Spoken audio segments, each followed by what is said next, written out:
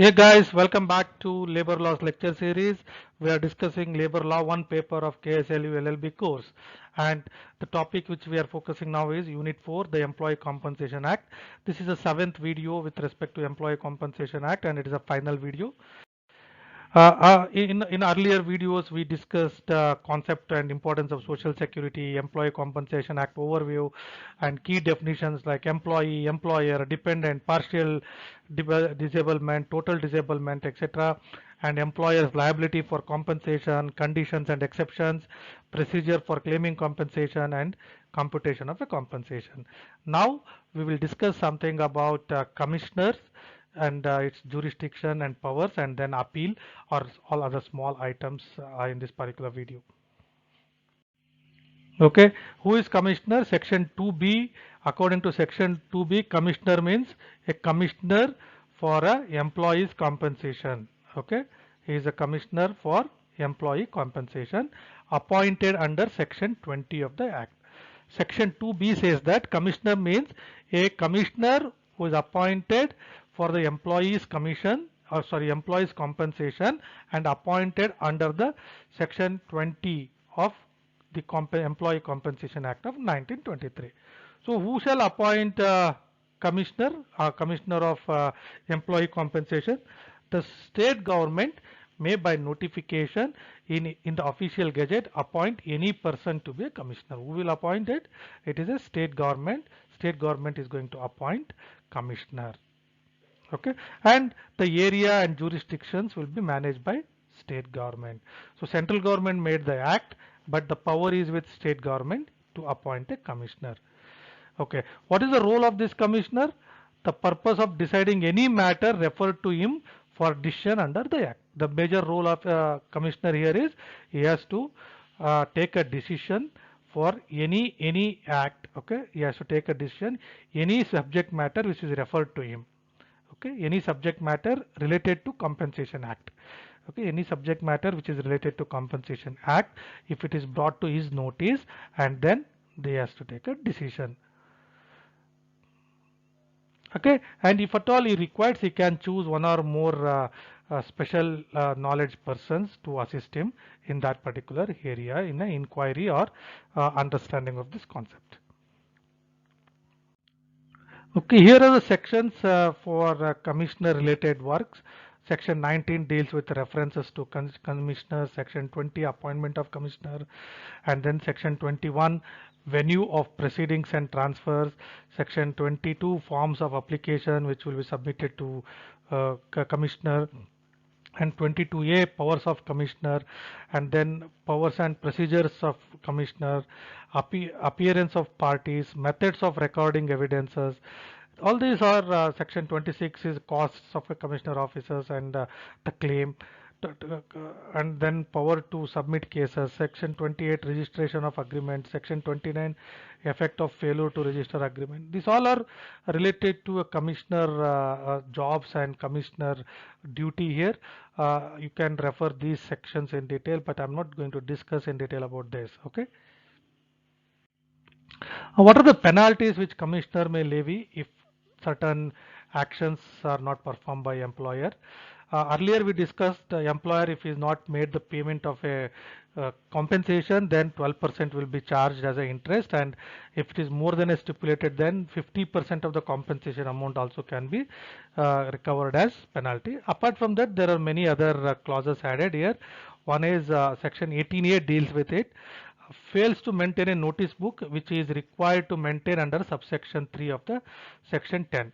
Every employer has to maintain a notice book which contains the detail of the injury, person, address, everything, and it should be maintained regularly.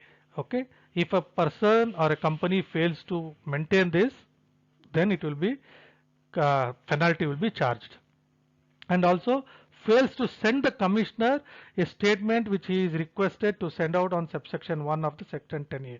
So if a commissioner asks for the notice, like a statement for a statement of any injuries happened in the factory or in office premises, the employer has to send it. If he is not sent it, then he will be charged penalties. If he fails to send it, charged penalties. And under section 10b, every employer has to send the statement, and if they fails to send the report as per section 10b, then also penalty will be charged.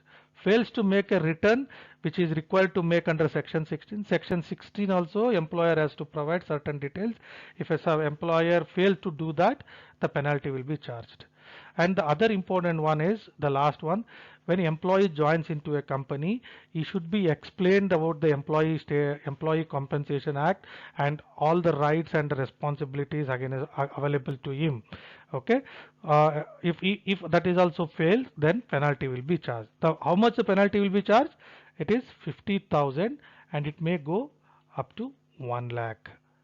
Okay, so the basic reason why all these things are added in a recent amendment is to enforce this law very strictly. So if they are not maintaining a notice book, if they are not sending a statement which is asked by a commissioner, if they are not sending a statement or a report every month as per 10b and also as per section 1016 section 16, and they have to educate employee on the Employee Compensation Act details. If they are not doing it, penalty will be 50,000 to rupees 1 lakh. And one more important thing here is no prosecution under this section shall be instituted. Okay, no prosecution under this section shall be instituted except by or with the previous sanction of a commissioner. So directly a person should not go and claim for penalty or action or anything.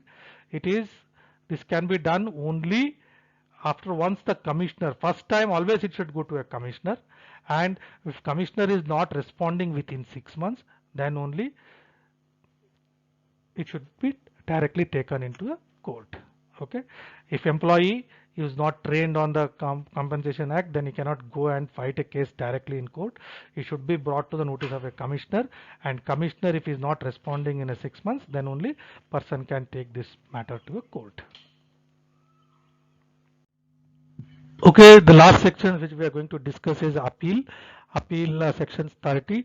If commissioner, any decisions of a commissioner is not happy, like the employer or employee or dependent is not happy with the decision of a commissioner, then they can go for an appeal. The appeal, right? An appeal shall lie to High Court from the following orders of a commissioner. So where they can go for appeal? Appeal can be appeal can be requested in a High Court, because the commissioner itself is equivalent to a district judge level. So commissioner, so any decision taken by commissioner, right, then it should be appealed in High Court. Okay, so what all are required to submit in appeal, in what circumstances? Okay, what all are required? An order awarding as a compensation. So if you are not happy with the compensation which is already awarded, that, okay, or if there is an award for interest or penalty, then that also. An order refusing to allow redemption of a half monthly payment. If a employer says that half monthly payment cannot be made, so that order. Or an order providing for the distribution of compensation among the dependents. An order allowing or disallowing any claim for the amount of an indemnity under the provisions of subsection 2 of section 12.